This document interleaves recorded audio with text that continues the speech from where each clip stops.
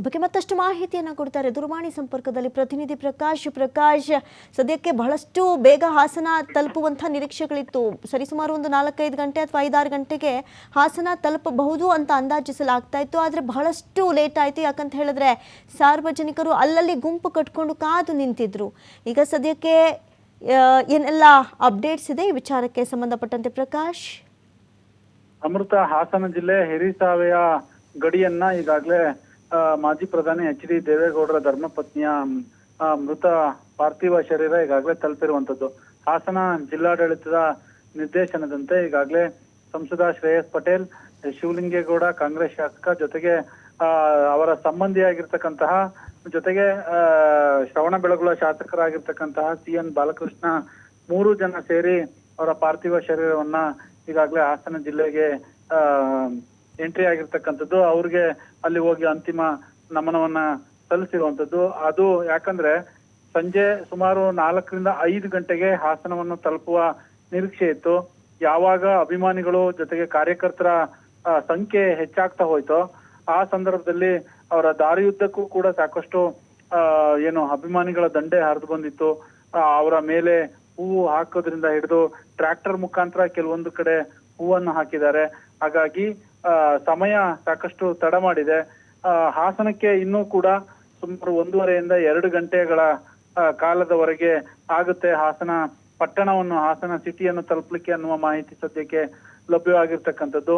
ಒಟ್ಟಾರೆ ಇವತ್ತು ಈಗಾಗಲೇ ಘಟನಾ ಸ್ಥಳ ಅಂದ್ರೆ ಪಾರ್ಥಿವ ಶರೀರ ಅಂತ್ಯಕ್ರಿಯೆ ಮಾಡುವಂತಹ ಸ್ಥಳಕ್ಕೆ ಮಾಜಿ ಪ್ರಧಾನಿ ಎಚ್.ಡಿ.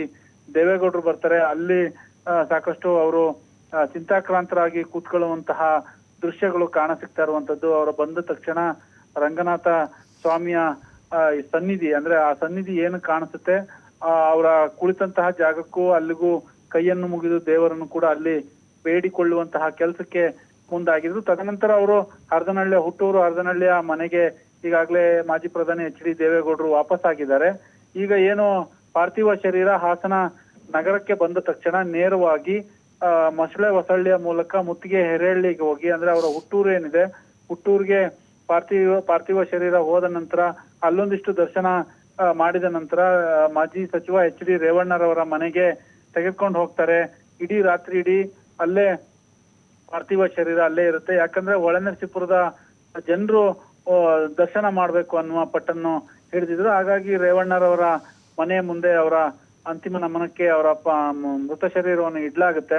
ನಂತರದಲ್ಲಿ ನಾಳೆ ವಿಧಿವಿಧಾನದ ಪ್ರಕಾರ ಒಕ್ಕಲಿಗ ಸಂಪ್ರದಾಯದಂತೆ 2 ಗಂಟೆಯಿಂದ 4:15 ಒಳಗೆ ಅಂತ್ಯಕ್ರಿಯೆ ಮಾಡ್ಲಿಕ್ಕೆ ಸಕಲ ಸಿದ್ಧತೆಯನ್ನ ಮಾಡಿಕೊಂಡಿದ್ದಾರೆ. ಮೇಲುಕೋಟೆಯ ಅರ್ಚಕರೇನಿದ್ದಾರೆ ಅವರ ಅಣತಿಯಂತೆ ಅವರ ಸಮ್ಮುಖದಲ್ಲಿ ಅಂತ್ಯಕ್ರಿಯೆ ನೆರವೇರುತ್ತೆ ಅನ್ನುವ ಮಾಹಿತಿಯನ್ನ ರೇವಣ್ಣ ಕುಟುಂಬಸ್ಥರು ಮಾಧ್ಯಮಗಳಿಗೆ ಈಗಾಗಲೇ ಹೇಳಿರುವಂತದ್ದು. ದಾರಿಯುದ್ದಕ್ಕೂ ಕೂಡ ಅವರನ್ನ ನೋಡ್ಲಿಕ್ಕೆ, ಅವ್ರನ್ನ ಅಂತಿಮ ನಮನವನ್ನು ಪಡಿಲಿಕ್ಕೆ ಈಗಾಗಲೇ ಕಾರ್ಯಕರ್ತರು ಮತ್ತೆ ಅವರ ಅಭಿಮಾನಿಗಳು ಹರಿದು ಬರ್ತಾ ಇರುವಂತಹ ದೃಶ್ಯಗಳು ಕಾಣಸಿಗ್ತಾ ಇರುವಂತದ್ದು. ಅಮೃತ, ಇನ್ನು ಈಗಾಗಲೇ ಪಾರ್ಥಿವ ಶರೀರ ತಲುಪಿದೆ, ಯಾರೆಲ್ಲ ಅಲ್ಲೇ ಬೀಡು ಬಿಟ್ಟಿದ್ದಾರೆ ಉಭಯ ನಾಯಕರು ಅಂತ? ಈಗ ಸದ್ಯಕ್ಕೆ ಅಂದ್ರೆ ಪಾರ್ಥಿವ ಶರೀರದ ಅಂತ್ಯಕ್ರಿಯೆ ಮಾಡುವಂತಹ ಸ್ಥಳಕ್ಕೆ ಮಾಜಿ ಪ್ರಧಾನಿ ಎಚ್.ಡಿ. ದೇವೇಗೌಡರು, ವೈ.ಎಸ್.ವಿ. ದತ್ತ, ಜೊತೆಗೆ ಬೆಂಗಳೂರು ಗ್ರಾಮಾಂತರ ಶಾಸಕರಾದ ಸಂಸದರಾದಂತಹ ಸಿ.ಎನ್. ಮಂಜುನಾಥ್ ರವರು ಸ್ಥಳದಲ್ಲಿ ಹರದನಹಳ್ಳಿಯ ರಂಗನಾಥನ ಬೆಟ್ಟದ ತಪ್ಪಲಿನಲ್ಲಿ ಈಗಾಗಲೇ ಬೀಡು ಬಿಟ್ಟಿರುವಂತದ್ದು ಒಂದು ಕಡೆ ಆದ್ರೆ, ನಾಳೆಗೆ ಗಣ್ಯಾತಿ ಗಣ್ಯರು ಸಾಕಷ್ಟು ಜನ ಹರಿದು ಬರುವಂತಹ ಸಂಖ್ಯೆ ಇದೆ. ಈಗಾಗಲೇ 5 ಹೆಲಿಪ್ಯಾಡ್ ವ್ಯವಸ್ಥೆಯನ್ನ ಜಿಲ್ಲಾಡಳಿತದಿಂದ ಮಾಡಿರುವಂತದ್ದು. ಒಳನರಸೀಪುರದಲ್ಲಿ 3 ಹೆಲಿಪ್ಯಾಡ್ ನ ವ್ಯವಸ್ಥೆ ಮಾಡಿದ್ರೆ, ಹರದನಹಳ್ಳಿಯಲ್ಲಿ 2 ಹೆಲಿಪ್ಯಾಡ್ ನ ವ್ಯವಸ್ಥೆ, ಒಟ್ಟು 5 ಹೆಲಿಪ್ಯಾಡ್ ವ್ಯವಸ್ಥೆಯನ್ನ ಮಾಡಿದ್ದಾರೆ. ಜೊತೆಗೆ 2,000ಕ್ಕೂ ಹೆಚ್ಚು ಪೊಲೀಸರ ನಿಯೋಜನೆ ಮಾಡಲಾಗಿದೆ. ಮತ್ತೆ ಮೈಸೂರಿನಿಂದ ಹಾಸನಕ್ಕೆ ಬರುವಂತಹ ಮಾರ್ಗ ಸಂಚಾರವನ್ನ ಬದಲು ಮಾಡಲಾಗಿದೆ. ಮೈಸೂರಿನಿಂದ ಹಾಸನಕ್ಕೆ ಬರಬೇಕು ಅಂತಂದ್ರೆ ದೊಡ್ಡಹಳ್ಳಿ ಮೂಲಕ ಅರಕಲಗೂಡು ಮಾರ್ಗವಾಗಿ ಹಾಸನಕ್ಕೆ ಬರಬೇಕು. ಹಾಸನದಿಂದ ಮೈಸೂರಿಗೆ ಹೋಗ್ಬೇಕು ಅಂತ ಅಂದ್ರೆ ಬರಗೂರು ಹ್ಯಾಂಡ್ ಪೋಸ್ಟ್ ಮುಖಾಂತರ ಚನ್ನರಾಯಪಟ್ಟಣಕ್ಕೆ ಹೋಗಿ ಅಲ್ಲಿಂದ ಮೈಸೂರಿಗೆ ಹೋಗ್ಬೇಕು ಅನ್ನುವ ಮಾರ್ಗ ಬದಲಾವಣೆಯನ್ನ ಜಿಲ್ಲಾಡಳಿತ ಈಗಾಗಲೇ ಮಾಡಿರುವಂತದ್ದು. ಇನ್ನೊಂದು ಮುಖ್ಯವಾದ ವಿಚಾರ ಅಂತ ಅಂದ್ರೆ ಮದ್ಯ ಮಾರಾಟವನ್ನು ಸಂಪೂರ್ಣವಾಗಿ ಹಾಸನ ಜಿಲ್ಲೆಯಲ್ಲಿ ನಿಷೇಧ ಮಾಡಲಾಗಿದೆ. ಹಾಸನ ಜಿಲ್ಲಾಡಳಿತ, ಜಿಲ್ಲಾಧಿಕಾರಿ ಲತಾ ಕುಮಾರಿ ಅವರು ಆದೇಶವನ್ನ ಮಾಡಿದ್ದಾರೆ. ಜೊತೆಗೆ ಹೊಳೆನರಸೀಪುರ ಶಾಲಾ ಕಾಲೇಜಿಗೆ ನಾಳೆ ಸಂಪೂರ್ಣವಾಗಿ ರಜೆಯನ್ನು ಘೋಷಣೆ ಮಾಡಿದೆ ಜಿಲ್ಲಾಡಳಿತ. ಒಟ್ಟಾರೆ ಇದು ಈಗ ಸದ್ಯಕ್ಕೆ ಇರುವಂತಹ ಮಾಹಿತಿ. ನಾಳೆ ಬೆಳಿಗ್ಗೆಯಿಂದಲೂ ಕೂಡ ಸಾಕಷ್ಟು ವಿಧಿವಿಧಾನಗಳು, ಸಂಪ್ರದಾಯದ ಶಾಸ್ತ್ರಗಳು ಅವರ ಮುತ್ತಿಗೆ ಹಿರೇಹಳ್ಳಿಯಲ್ಲಿ ಬಂದಂತ ಸಂದರ್ಭದಲ್ಲಿ ಅವರು ತವರು ಮನೆಯಲ್ಲಿ ಒಂದಿಷ್ಟು ಶಾಸ್ತ್ರೋಕ್ತವಾಗಿ ಕಾರ್ಯಗಳನ್ನ ಮಾಡ್ತಾರೆ. ಅದನ್ನು ಕೂಡ ಹರದನಹಳ್ಳಿಯ ರಂಗನಾಥ ಸ್ವಾಮಿಯ ಬೆಟ್ಟದ ತಪ್ಪಲಿನಲ್ಲಿ ಬಂದು ಅಲ್ಲಿ ನೆರವೇರಿಸ್ತೀವಿ ಅನ್ನುವ ಮಾಹಿತಿಯನ್ನು TV5ಗೆ ಅವರ ಚೆನ್ನಮ್ಮ ಅಣ್ಣನ ಮಗ ಏನಿದ್ದಾರೆ ಸಂಪತ್ ರಾಜ್ ಅವರು TV5ಗೆ ಮಾಹಿತಿಯನ್ನ ನೀಡಿದ್ರು. ಒಟ್ಟಾರೆ ನಾಳೆ 2 ಗಂಟೆಯ ನಂತರ ಅಂತ್ಯಕ್ರಿಯೆ ನೆರವೇರುತ್ತೆ ಅನ್ನುವ ಮಾಹಿತಿಯನ್ನ ಪೊಲೀಸ್ ಇಲಾಖೆ ಕೊಟ್ಟಿರ್ಬೋದು. ಒಂದಿಷ್ಟು ಟೈಮ್ ಹೆಚ್ಚು ಕಡಿಮೆ ಆಗ್ಬೋದು, ಬಟ್ ಸಾಕಷ್ಟು ಜನ ನಿರೀಕ್ಷೆ ಇದೆ ಹಾಸನ ಜಿಲ್ಲೆಯಲ್ಲಿ ಅಪಾರ. ಅದು ಯಾಕೆ ಅಷ್ಟೊಂದು ನಿರೀಕ್ಷೆ ಇಟ್ಕೊಂಡಿದ್ದಾರೆ ಜನ ಬರ್ತಾರೆ ಅಂತ ಅಂದ್ರೆ, ಈಗ ಅಲ್ಲಿ ಬಂದವರೆಲ್ಲರೂ ಕೂಡ ಚೆನ್ನಮ್ಮ ಬಗ್ಗೆ ಹೇಳ್ತಾ ಇದ್ರು, ಸಾಕಷ್ಟು ದೈವ ಭಕ್ತರಾಗಿದ್ರು. ಜೊತೆಗೆ ಇಡೀ ಕುಟುಂಬವೆಲ್ಲವೂ ಕೂಡ ರಾಜಕೀಯದಲ್ಲಿ ಮುಳುಗಿ ತಲ್ಲೀನರಾಗಿದ್ರೆ ಎಲ್ಲೂ ಕೂಡ ಒಂದು ವೇದಿಕೆ ಹತ್ನಿಲ್ಲ ಚೆನ್ನಮ್ಮರವರು.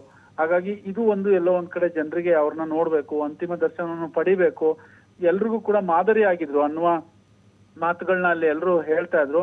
ಎಲ್ಲೂ ಕೂಡ ಇದುವರೆಗೆ ಹಿರಿಯವರು ಹೇಳುವಂತಹ ಪ್ರಕಾರ, ರಾಜಕಾರಣಿಗಳು ಹೇಳುವಂತಹ ಪ್ರಕಾರ ಒಂದು ಇನ್ವಿಟೇಷನ್ ಕಾರ್ಡ್ ನಲ್ಲೂ ಕೂಡ ಚೆನ್ನಮ್ಮರವರ ಹೆಸರು ಯಾವತ್ತೂ ಕೂಡ ನೋಡೇ ಇಲ್ಲ. ಓನ್ಲಿ ದೇವೇಗೌಡರಾಗಿರ್ಬೋದು, ಕುಮಾರಸ್ವಾಮಿ ಆಗಿರ್ಬೋದು, HD ರೇವಣ್ಣರವರ ಆಗಿರ್ಬೋದು, ಈ ತರದ ಹೆಸರುಗಳನ್ನ ನಾವು ನೋಡ್ತಾ ಇದ್ದೋ. ಚೆನ್ನಮ್ಮರವರ ಹೆಸರನ್ನ ನಾವು ಇನ್ವಿಟೇಷನ್ ಕೂಡ ನೋಡೇ ಇಲ್ಲ ಅನ್ನುವ ಮಾತುಗಳನ್ನ ಹೇಳ್ತಾ ಇದ್ರು. ಹಾಗಾಗಿ ಮಹಿಳೆಯರಿಗೆ ಸಾಕಷ್ಟು ಆದರ್ಶವಾಗಿ ಇವರು ಚೆನ್ನಮ್ಮರವರು ಕಾಣಿಸ್ತಾ ಇದ್ದಾರೆ ಅನ್ನುವ ಮಾತುಗಳು ಹರಿದು ಬರ್ತಾ ಇದ್ದವು. ಹಾಗಾಗಿ ಎಲ್ಲೋ ಒಂದ್ ಕಡೆ ಸಾಗರೋಪಾದಿಯಲ್ಲಿ ಜನರು ಹರಿದು ಬರುವಂತಹ ನಿರೀಕ್ಷೆ ಇರುವಂತದ್ದು. ಅಮೃತ, ಥ್ಯಾಂಕ್ ಯು ಪ್ರಕಾಶ್, ತಮ್ಮೆಲ್ಲ ಮಾಹಿತಿಗಾಗಿ.